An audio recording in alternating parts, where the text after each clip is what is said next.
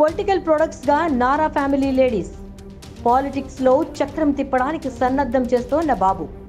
Seat కోసం ఒకే ఒక్కడు జగన్ ఒంటరిగా, కలిసికట్టుగా జోడెడ్ల బండితో బాబు. రాచరిక వ్యవస్థ ఉన్నప్పుడు ఆయా దేశాల రాజులను యుద్ధాలకు పంపేటప్పుడు నుదుటిన సింధూరం దిద్ది ఆశీర్వదించి పంపేవాళ్లు ఆ రాజవంశంలోని భార్యామణులు. రాజులు పోయినా రాజ్యాలు పోయినా కొన్ని వ్యవస్థలు ఇప్పటికీ నడుస్తూనే ఉన్నాయి. ఎన్నికల ప్రచారానికి వెళ్లేటప్పుడు, నామినేషన్లు వేసేటప్పుడు, ఏవైనా పథకాలను ప్రారంభించేటప్పుడు, సందర్భం ఏదైనా అందులో విజయం కోసం భార్యలు వాళ్ళ భర్తల్ని ఆశీర్వదించి పంపిస్తూనే ఉన్నారు. ఇక్కడి వరకు ఒకెత్తైతే భర్తలు జైల్లో ఉన్నప్పుడు భార్యలు ఏం చేయాలో అదే చేస్తున్నారు.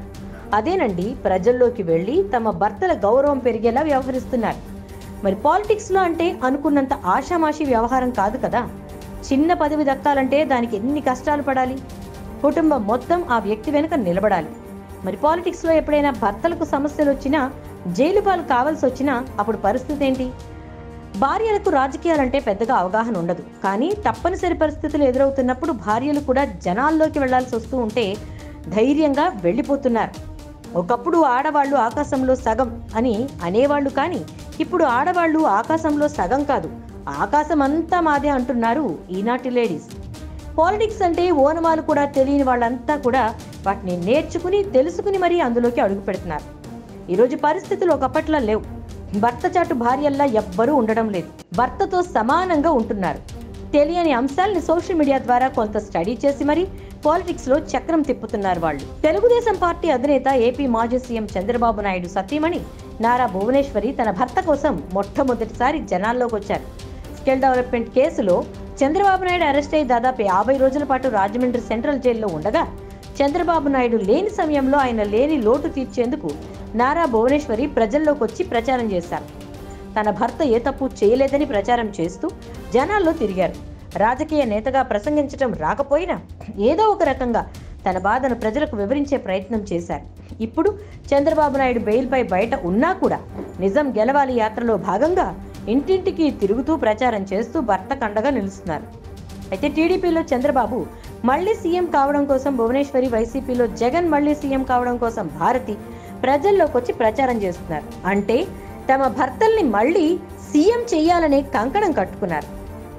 ఎవరి దృష్టిలో వాళ్ళు వాళ్ల పరువు కాపాడుకోవాలని తెగ హైరాణ పడుతున్నారు. చంద్రబాబుని ఎలాగైనా సీఎంగా చేయాలని భువనేశ్వరి, పురంధరేశ్వరి ప్రయత్నిస్తున్నారు. ఇక బాలయ్య అయితే కూతురు అల్లుడు కోసం, బావ కళ్ళల్లో ఆనందం చూడడం కోసం అన్స్టాపబుల్ గా ఫ్యామిలీ మొత్తం వీధుల్లోకి వచ్చి ప్రచారం చేస్తున్నారు. ఒకవేళ ఈ ఎన్నికల్లో చంద్రబాబు సీఎం కాకపోతే ఆయన్ని మళ్లీ జైల్లోనే చూడాల్సిన పరిస్థితి వస్తుందని అందరూ ఎండా వాన లెక్క చేయకుండా నందమూరి నారీమణులంతా కలిసికట్టుగా చంద్రబాబుని పైకి తీసుకురావడానికి హైరాణ పడుతున్నారు. ఏపీలో YS family versus Nandamuri family అన్నట్టుగానే పాలిటిక్స్ నడుస్తున్నాయి. ఇప్పటి వరకు చంద్రబాబు జైల్లోకి వెళ్ళాక భువనేశ్వరి, లోకేష్, బ్రాహ్మణి తిరగని గుడి మొక్కని దేవుడు అంటూ లేరు. మరి ఈ లేడీస్ అందరికీ కూడా భర్తలంటే ప్రేమ ఉందని అనుకోవాలా, వాళ్ళ పదవుల మీద ప్రేమ ఉన్నట్టు అనుకోవాలా? పదవులు పోతే జనాల్లో, చుట్టాల్లో, అందరిలో బొత్తిగా భయం, భక్తి, ఆ రెస్పెక్ట్ అనేది ఉండదు అనే విషయం బాగా తెలుసు కాబట్టే పదవి సాధించాలనే పట్టుదలతో లేడీస్ అంతా ప్రచారం చేస్తూ ఉన్నారు. ఎలాగూ చంద్రబాబు వయసు రీత్యా పెద్దవాడైపోయాడు. ఆయన రక్తం కూడా కొంచెం చల్లబడిపోతుంది కాబట్టి టీడీపీకి సరైన సారథులు ప్రస్తుతానికి ఎవ్వరూ లేరు. సో భువనేశ్వరి కూడా ఇప్పటి నుంచి పాలిటిక్స్ని వంట పట్టించుకుంటున్నారు. రేపు ఎటుపోయి ఎటొచ్చినా తాను టీడీపీని నడిపేలా తన్ను తాను సిద్ధం చేసుకుంటున్నారు. చంద్రబాబు కూడా ముందస్తు ప్లాన్లో భాగంగానే భార్య భువనేశ్వరికి, కోడలు బ్రాహ్మణికి రాజకీయ పాఠాలు బోధిస్తున్నారు. వదిన పురంధరేశ్వరి అండ, అటు బాలయ్య అండ ఎలాగో ఉంటుంది అనే ఉద్దేశ్యంతోనే బాబు తన ఫ్యామిలీ లేడీస్ని రంగంలోకి దించారు. ఎందుకంటే ప్రస్తుత ప్రత్యక్ష రాజకీయాలను పరిశీలిస్తే గనుక Delhi CM Arvind Kejriwal Delhi liquor scam లో అరెస్ట్ అవ్వగా ఆయన సతీమణి సునీత కేజ్రీవాల్ రంగంలోకి దిగారు. ఆమె ఆప్ నేతలతో కలిసి ధర్నాలు, సమావేశాల్లో పాల్గొంటున్నారు. అసలు రాజకీయాలంటే ఏంటో కూడా తెలియని ఆమెకు ఆప్ నేతలు అండగా ఉండి అన్ని వివరిస్తున్నారు. బీహార్ మాజీ సీఎం లాలూ ప్రసాద్ యాదవ్ సతీమణి రబ్రీదేవి కూడా పాలిటిక్స్ లో చక్రం తిప్పారు. దాణా స్కామ్ లో 1997లో లాలూ ప్రసాద్ యాదవ్ రాజీనామా చేశాక ఆయన భార్య రబ్రీదేవి బీహార్ తొలి మహిళా సీఎంగా బాధ్యతలు చేపట్టి 2005 వరకు సీఎంగా వ్యవహరించారు.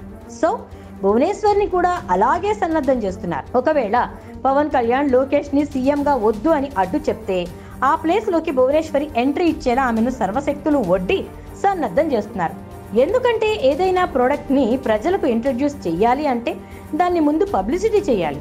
మార్కెట్లో ఆ ప్రోడక్ట్ విచ్చలవిడిగా కొనేలా, అమ్మకాలు జరిగేలా మౌత్ పబ్లిసిటీ ఇస్తూ ఉండాలి. ఎందుకంటే ఇవాళ రోజున తిమ్మిని బమ్మిని చేయడం చాలా సులువు కూడా. ఒక మాట, అది మంచిదో చెడ్డదో పక్కన పెట్టి దాని గురించి ఒక 10 సార్లు చెప్తే చాలు, జనాలు అది నమ్మే పరిస్థితికి వచ్చేస్తున్నారు. అలాగే నారా చంద్రబాబు కూడా భువనేశ్వరిని, బ్రాహ్మణిని, అలాగే పొలిటికల్ ప్రొడక్ట్స్ మాదిరి వాళ్లకు ట్రైనింగ్ ఇస్తున్నాడు. ఎందుకంటే ఆల్రెడీ 75 ఏళ్ళు, వాతావరణం కూడా ఏమంత అనుకూలంగా ఉండడం లేదు. ఇలాంటి ఎండలకు తట్టుకుని ఇంకొన్నేళ్లు నిలబడాలి అంటే కొంచెం కష్టమైన పనే. అందుకే చంద్రబాబు తన ఆరోగ్యం, వయసును దృష్టిలో పెట్టుకుని టీడీపీ పాలిటిక్స్లోకి పవర్ఫుల్ లేడీస్ని దించారు.